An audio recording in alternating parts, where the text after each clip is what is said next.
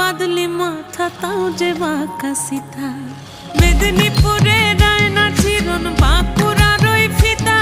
আর যতন করে বাঁধলি মাথা তাও যে বাঁকা সিথা পেছ পাড়ি